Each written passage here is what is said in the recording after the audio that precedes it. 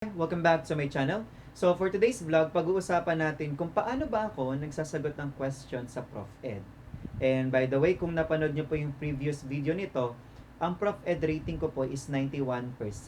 At gusto ko pong maituro sa inyo ngayon, sa video na ito, kung paano rin kayo makakakuha ng mataas na rating sa Prof. Ed or paano kayo makaka-line of 9 sa Prof. Ed. Dahil alam naman natin, si Prof. Ed ay isa sa pinakamahirap na part ng board exam. Okay? So, gagamit po tayo ng question na isinend sa akin ng mga reviewees na magte-take ng board exam sa March 2020. Okay? Na nahihirapan sila. So, mag-start na tayo sa question number 1. And by the way, you are free to pause the video kung gusto nyo rin mag-try magsagot ng questions. Okay, question number 1. How will you help truancy among students? Nahirapan ka kaagad kasi meron kang isang word na hindi ka familiar. So, ano pong gagawin mo kapag hindi ka familiar sa isang word na nasa question? Okay? So, tingin po kayo sa options at humanap po kayo ng words na medyo synonymous or connected. Start tayo letter A. Check attendance regularly. B. Allocate budget for each student. C. Improve sanctions on absentees. And D. Teach your lessons effectively. May words ba na connected? Yes. Si attendance at si absentees. So, yung dalawang words na yun, pwede mo silang i-link kay truancy. Bakit? Dahil si truancy po is about absenteeism. So, ngayon, meron ka ng idea about dun sa truancy. At gamitin na natin siya ngayon sa question. So, how will you help truancy or absenteeism among students? So, check natin letter A. Check attendance regularly. So, pwede. B. Allocate budget for each student. Question para sa'yo, teacher. Trabaho mo ba na mag-allocate ng budget sa mga students? No. Ano ba trabaho mo? Teacher ka, di ba? Teach. Ang trabaho mo is to teach. Okay? And by the way, kung ititingnan mo yung levels of curriculum, wala po yun sa trabaho natin. Nasaan po ba tayo? Nasa instructional level to implement the curriculum and delivers the content. Na kanino po yung allocate budget na kay societal level. So, tanggalin natin si letter B. C. Improve sanctions on absentees. By the way, under RA 7610, hindi na tayo dapat nagbibigay masyadong sanctions. Sad siya, pero dapat hindi na talaga. Okay? Magbigay ka ng sanctions na naayon. Or yung, basta timbangin mo yung sanctions sa ibibigay mo kung nakaka-harm na ba siya na sobra kay students or hindi. Sad siya kasi under na siya ng RA ngayon. Okay? So, tanggalin natin si letter C. Letter D, teach your lessons effectively. So, isipin mo na lang, ilagay mo sarili mo sa situation. Kapag ba may teacher na hindi magaling magturo or nakaka-boring magturo, papasok pa ba palagi sa klase niya? Or may possibility ba na umabsent ka sa klase niya? So, yes. So, as a teacher, ano pong gagawin mo? E di ituro mo ng maayos yung lesson mo para sipagin si students pumasok sa klase mo. So, answer here is letter D. Teach your lessons effectively. At saka kung i-check sa letter A, check attendance regularly. Everyday naman, di ba, nag-check na attendance si teacher, pero palagi pa rin merong uma-absent. So, ang sagot natin dito is letter D. Next. When should teachers support one another? Okay? Again, when should teachers support one another? So, ito yung, ilagay mo ulit yung sarili mo sa question as a teacher. A. At all times for whatever cause. Sige, check muna natin. B. When they dialogue with administration. So, kailangan po ba ng support ng co-teacher mo kapag makikipag-usap ka sa admin? So, hindi naman na, di ba? Okay? So, tanggalin na natin si letter B. Hindi naman kailangan ng support na, go sir, go ma'am, di ba? Isipin mo na lang. Okay? So, tanggalin natin si letter B. Letter C. When there is rift among teachers. Kung may gulo daw or may away sa mga teachers. So, kapag may gulo or away, makikisali ka pa ba? Yes or no? So, no. So, tanggalin natin si letter C. Letter D. When the best interest of the learners is at stake in a controversy. So, isipin mo, teacher, kapag may student ba na failing sa klase mo at nagpa-perform ng maayos sa ibang subject teacher, ano bang pwede mong gawin? So, ang pwede mong gawin doon is kausapin yung subject teacher na isa at magpag-usapan nyo yung student kung paano yung techniques na effective para mag-perform din siya ng maayos sa klase mo. At doon pumapasok yung situation sa letter D, when the best interest of the learners is at stake in controversy. So magsusupport kayo na with each other for the sake of the student. Ganun palagi. For the sake of the student palagi yung isasagot nyo, teacher. So ang sagot dito is letter D. At saka, kung babalikan natin si letter A at all times for whatever cause, pwede bang kasama dun si letter C? So yes, pwede siyang kasama dun si Riff. Okay? So tanggal na rin natin si letter A. Next question. Okay, so ganito.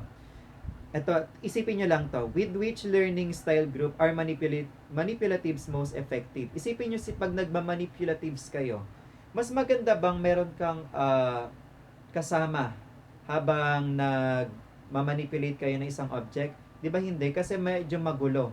At hindi ka masyado nakakapag-explore masyado kung may kasama ka. So ano mas maganda? Yung may kasama ka or wala? So mas maganda may wala kang kasama. So check natin dito sa letter, ay sa mga options. Yung nasa sarili mo lang. So ang sagot dito is letter D, self-expressive style group. Okay? Though may nakagrupo kayo, pero na-express mo siya sa sarili mo lang. Okay? With the use of manipulatives. Basta pag manipulatives, ikaw lang mag-isa. Okay? Ang magmamanipulate. So, answer dito is letter D. Ayan. Next. Okay. So, what is known as a self-appraisal for professional growth that is acceptable and useful for recognizing weakness and strengths for a new teacher? Ayan. Usually, weakness ng mga medyo magaling talaga or magaling sa Prof Ed is yung sobrang nag-overthink kahit nandyan na yung keyword. Okay, yung keyword. So, ang keyword natin dyan is self-appraisal. So, anong sasagot mo? So, answer dyan is self-evaluation. Okay? So, pero analyze pa rin natin si question. Pagpasok nyo po sa teaching job na in-applyan nyo, magkakaroon po kayo ng mga observations. Whether it's formal, informal, or pop-in observation. At doon po papasok yung pag-evaluate ni master teacher, sometimes si principal, or yung head teachers nyo or coordinators. At after po nila kayong evaluate, bibigyan po nila kayo ng sarili nyong evaluation sheet para i-evaluate yung sarili nyo kung naging, kung sa tingin nyo ba ay maganda yung naging performance nyo within that observation. Okay? So, ang sagot natin dito is letter A, self-evaluation. Next, characteristics of a good curriculum. Okay.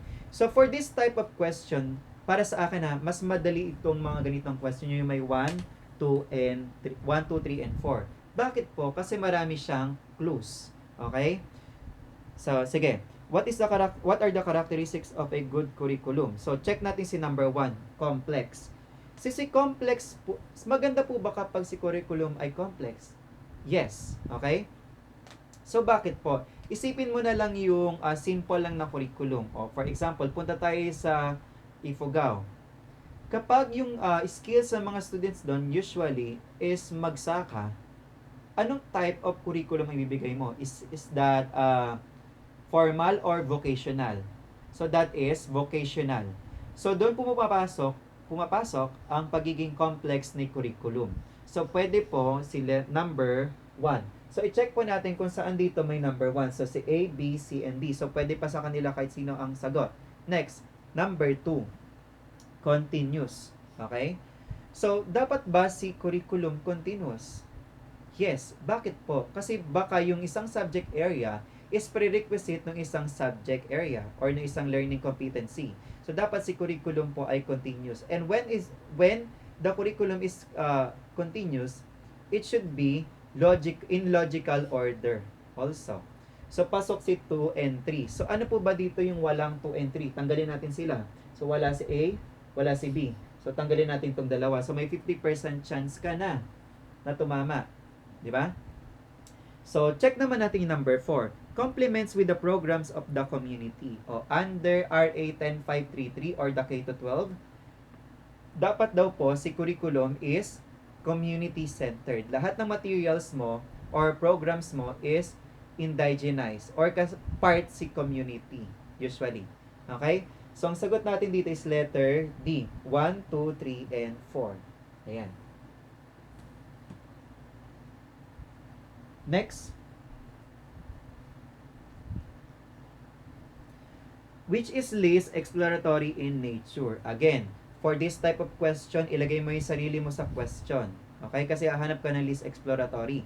So, check natin si letter A. Oh, by the way, is another tip. Kapag may nakita po kayong list na word or not true, bilugan nyo po yun. Okay? Kapag not true po yung na-encounter nyo, bilugan nyo po siya, tapos isulat nyo sa taas, false. Kasi false naman talaga yung hinahanap ng question. Kasi nililito po kayo doon ng board. Okay? So, nakita nyo si list, bilugan. Check natin si letter A. Problem solving. Oh. Kapag nagsosolve ba kayo ng problems, nakakapag-explore kayo? Yes. O, naalala mo dati, nung may nasolve kang problem, nang may sarili mong solution, lumapit ka pa kay teacher, teacher, pwede po ba yung ganitong solution? Yes, as may lumapit na naman na isang bida-bida mong classmate. Sabi, ma'am, pwede ba yung ganitong solution? Yes, okay? So, that way, nakapag-explore ka. So, therefore, problem solving is exploratory in nature dahil marami naman talagang solution in a problem. Next, inquiry. O, alam ko, usually yung mga nanonood dito, yung sinagot si inquiry. Ano ba ibig sabihin ng inquiry? To inquire or to ask. Okay? So, pag nagtatanong po ba kayo, may na-explore kayo, o sige, example tayo. Pag tinanong kita, kung taga saan ka, tapos sinabi mo sa akin, taga Manila ka, may na-explore ba ako sa'yo? Yes. Okay? So, therefore, si letter B po, or inquiry, is exploratory also in nature. Okay? So, we are left with letters C and D. So, i-check natin si D. Of course, si discovery is exploratory in nature. So, may nadi-discover ka, kaya may na-explore ka. So, automatically, yun yung tatanggalin mo. So, check natin si letter C, demonstration. Bakit si demonstration po yung sagot? Si demonstration po kasi is very teacher-centered. Si teacher lang yung nagde-demonstrate. Okay? So, least exploratory po siya in nature. Kasi hindi na part si students ng activity or nung lesson usually. Okay? Pero pag tinanong kayo sa board exam, kailan po gagamitin si demonstration method? Gagamitin mo po si demonstration method kapag less yung objects mo or materials mo. So therefore, kapag konting objects mo or materials, si teacher na lang yung magde-demonstrate. Okay? So, answer here is letter C. Next question. Teacher Clara's lesson is on the human reproductive system, which is closest to the direct purposeful experience. So, ano ba ibig sabihin ng direct purposeful experience? Yun po yung real object. Okay? O yung real event. So, imposible naman gamitin natin yung real human reproductive system dito sa pagtuturo. So, hindi naman pwede. So, pipili tayo na susunod. Ano ba yung sumunod sa from bottom sa cone of experience ni Edgar Dale? So, ang susunod po doon is contrived experiences or the copy of the real thing or the copy of the real event. So, check po natin dito yung copy of the real thing. Si A po ba, si video, is a copy of real thing? No. May sarili po siyang level sa cone of experiences. B and C, drawing and diagram. So, no. Parehas sila. Meron din silang sariling level sa cone of experiences. How about letter D? Yes. Model po is a copy of a real thing. So, ang sagot dito is letter D. Model of the reproductive system. Okay? Tsaka imagine mo 3-dimensional yung model. Kaya medyo talaga siya, mas direct.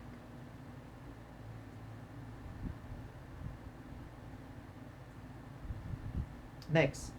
Images are key elements of a PowerPoint presentation. However, which should be your reason for not using them? O, may nakita kang not, so bilugan mo yon kasi baka makalimutan mo yon kasi kung nagmamadali ka magsagot, alam ko, ang isasagot mo dito is letter A kung nagmamadali ka. Images to reinforce learning kasi positive yon. Okay? So, imagine nyo si not. Negative siya, di ba? So, tingnan nyo yung options. Images to reinforce learning. Is that positive or negative? That is positive kasi may re-reinforce yung learning. How about letter B? More images than text in your slide. Okay ba yun? Positive ba yun? Yes. Tsaka dapat nga nililesen natin yung words na nasa slide. So, positive yun. Use images to decorate. So, is that positive or negative? So, that is negative. Bakit po? Kasi dapat hindi ka naglalagay ng pictures or naglalagay ka ng anything sa PowerPoint mo nang walang gamit or nang walang use. So, negative yon. Letter D, use images to explain. So, positive yon. Kasi naka-reinforce din yung learning. Nakakapag-explain ka na maayos with the use of the picture. So, i-check nyo yung options. Sino yung naiba? Sino yung negative? So, ang sagot natin dito is letter C, use images to decorate. Kasi yung tinatanong question is negative. Next. Ayan. Ito yung sinasabi ko sa previous video.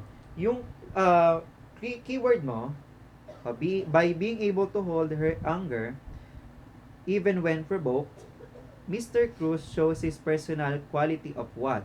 Okay? O to hold. Yung word na to hold, pwede mo na siyang gamitin kahit wala na yung ibang part ng question. To hold lang ang kailangan mo. So, pag nag-hold ka ng something, it should be stable. So, sino po ba dito sa mga options natin yung may ganong word?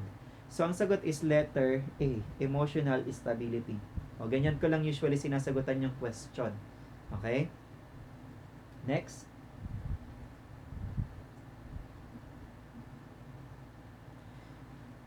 The following promote lesson elaboration through student interaction except kung kung i-analyze niyo yung options, lahat po yan may student interaction. Pero saan po dyan yung nagpo-promote lang ng lesson elaboration? Check natin si A, peer tutoring. Of course, yes. Okay? Letter B, class discussion. Yes, may elaboration doon. Letter C, demonstration. Yes, merong elaboration din. Si letter D, elaboration, more on elaboration ba siya? So, no. Ano ba yung pinopromote sa collaboration? E di brainstorming, sharing of ideas. Okay? Which is not something elaboration. So, answer here is letter D. D. Next.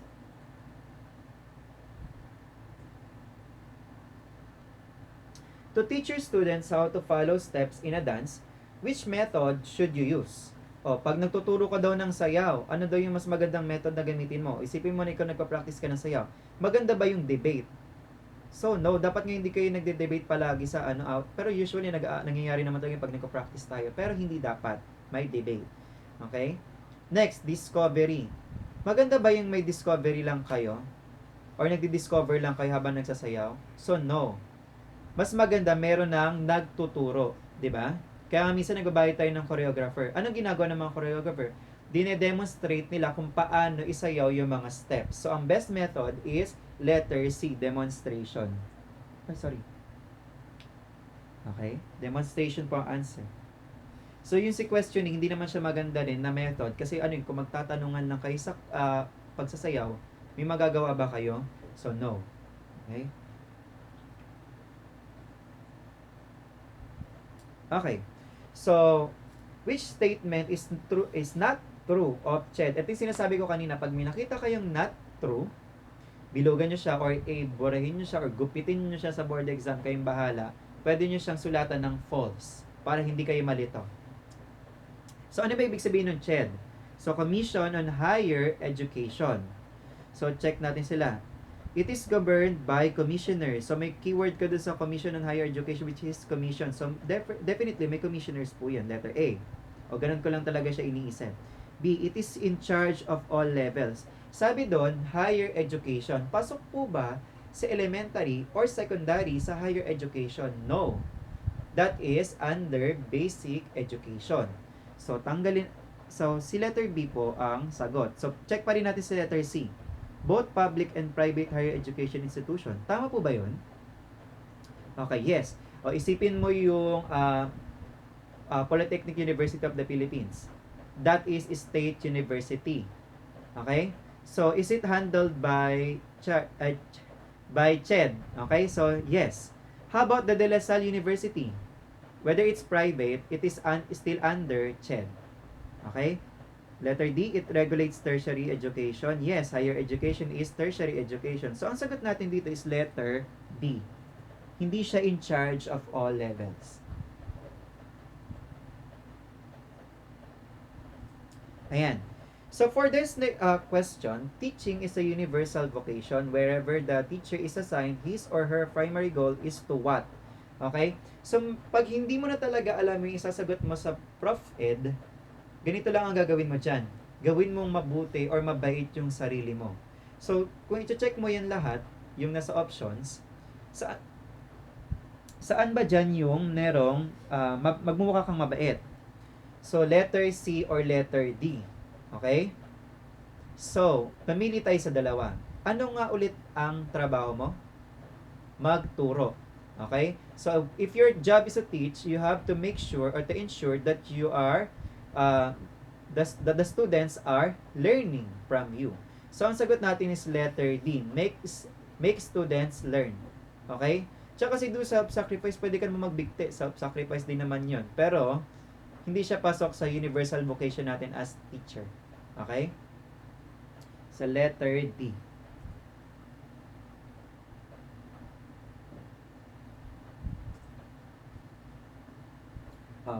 Which activity can help develop teamwork o teamwork? So, may cooperation. Okay? So, saang method kaya dito sa mga nakalista, yung pwede nating isagot kapag merong cooperation? Sa journal writing, pwede po bang cooperation yun? No. Okay? Same siya sa letter B, reflective activity. So, no. Okay? Next, letter C, drills. Oh, kailangan pa ba ng katulong habang nag-drills ka? No, pwede mo siyang gawin ng mag-isa. How about round table? So, imagine mo yung round table. May mga upuan siya sa paligid. Okay? Makukumpleto ba yung round table na activity kapag ikaw lang ay mag-isa? Of course, no. Kailangan ma-feel mo yun lahat. So, kung iisipin mo, yung type of method na yon ay pwede mag-develop ng teamwork. So, ang sagot natin is letter D. Round table. Okay? Next. In classroom curriculum implementation, which is referred as the green flag, o hindi mo alam yung green flag, ganito. May way ako ibibigay sa inyo. Okay? May technique ang ibibigay sa inyo. Tingin po kayo sa options. Rigid movement o rigid, limited lang yung kilos. Okay? So, is that positive or negative? That is negative. Next, letter B, students' interest. So, is it positive or negative? That is positive. Next, too much chalkboard discussion. So, X na yon, negative. Okay? Letter D, content delivery blast. O pag nagturo sa inyo na sobrang daming content agad. Okay? In a short period of time. So, that is negative. Ganito ang technique dyan. Kapag may nakita po kayong naiiba dun sa mga options, yun po yung tamang sagot. Okay? So, ano po ba yung naiiba rito? That is students' interest. That is positive. Tsaka kung isipin mo yung green flag, dalawa lang yan green flag and red flag. So, kung green flag, is that positive or negative? That is positive. So, definitely, yung sagot mo dapat positive din. Kapag red flag naman yung encounter nyo, dapat hanapin nyo sa option. Again, pag red flag yun na nakita nyo sa question, humanap po kayo sa options ng something negative. Okay, that is the answer. Letter B, students' interest. Okay.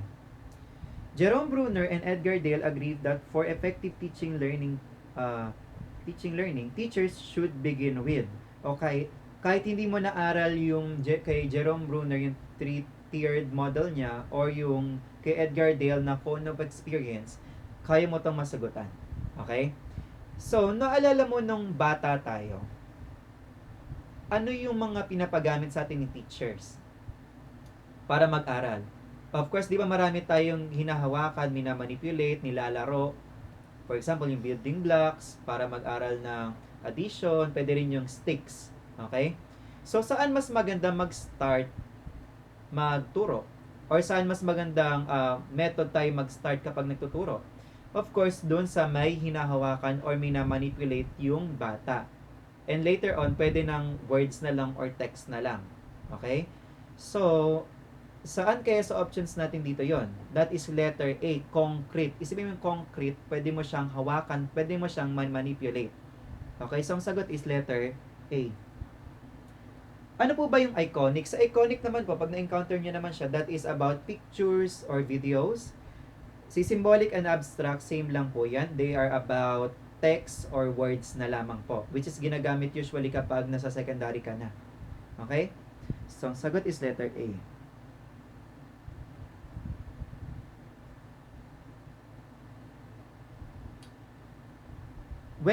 What should teacher Jess do to ensure the suitability of her assessment tool?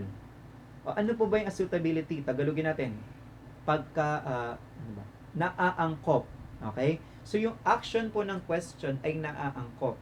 So, humana po tayo sa mga options dito, yung may ginagawang pag-aangkop. Okay? So, check natin si letter A. Provide more items with similar content. So, no. B. Pay attention to scoring rubrics. May pag-aangkop po ba doon? Wala.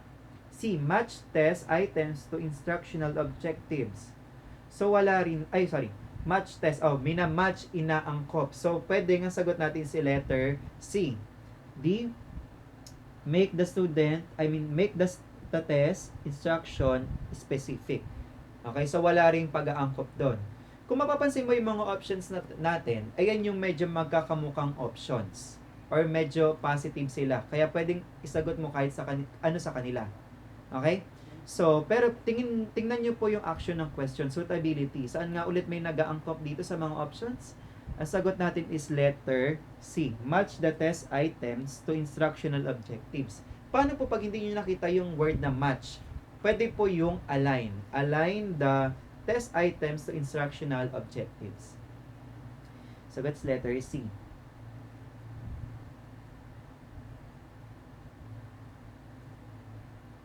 Okay. You want your students to have mastery learning of a basic topic. Which technique may help? Which technique may help? Okay, mastery learning yung focus. Saan kaya rito yung may mastery learning sa mga options natin na nakalista? So, A, reflective. So, makakapag-master ka ba ng isang concept kapag nagagawa ka lang ng reflective activity? So, letter A is not applicable. B, divergent questions o divergent, that is open-ended questions, yung why or how. Though maganda yung ganong questions, yung open-ended question, but it is not applicable dun sa question. Okay? Hindi palagi yung iniisip nating maganda, yun yung tamang sagot. Isipin nyo yan palagi. Okay? So letter B is not the answer. How about the convergent? Wala siya sa options. Ano po ba si convergent? That is close-ended questions. Okay? So, letter C, drill. So, pwedeng sagot natin si letter C, drill. Kasi si drill po is something repetitive. So, kapag inuulit-ulit mo isang bagay, mamamaster mo ba siya? Yes or no? Yes. Mamamaster mo siya. Okay? So, ang sagot natin dito is letter C. How about the debate? Pwede po ba yun? May mamaster ka ba habang nakikipagdebate ka? So, no. Okay? So, letter C ang sagot, drill. So, na ba example na drill na i-apply natin sa klase? Yung ginagpagamit sa atin ng A1, S1, M1, D1. Naalala niyo po ba yun? Yun yung nagsasagot po tayo ng additions hanggang 100 na paulit-ulit. At namamaster po natin yung concept of addition with the use of that. That is an example of drill. Next.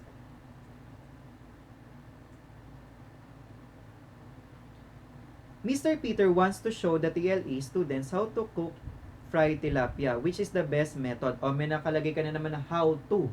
Okay?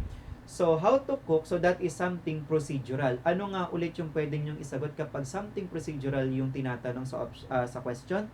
So, that is letter D. Demonstration.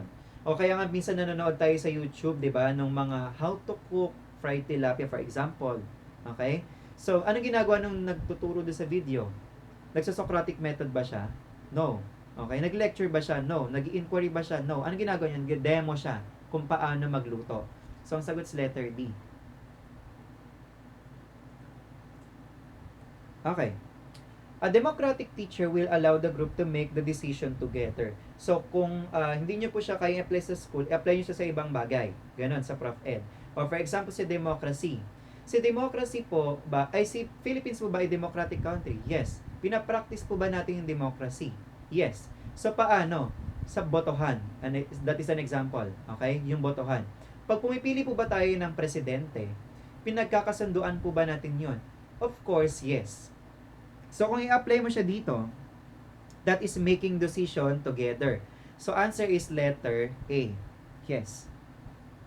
Okay. Another tip.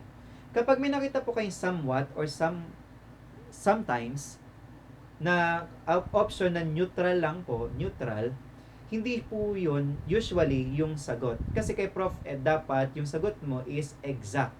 Hindi dapat neutral. Okay? So, ang sagot dito is letter A po. Okay? So, that's all for today's vlog. So, for more videos, para naman ma-inspire pa ako mag-upload ng mga videos, please click nyo po yung like button and subscribe button. Okay? So, mag-upload pa po ako ng mga questions for a certain topic na bibigyan ko pa po ng mga drills para ma-master nyo pa po si Prof. Ed. At kasama nyo po ako sa journey nyo sa pag-top or sa pagpasa kay board exam. That's all. Thank you.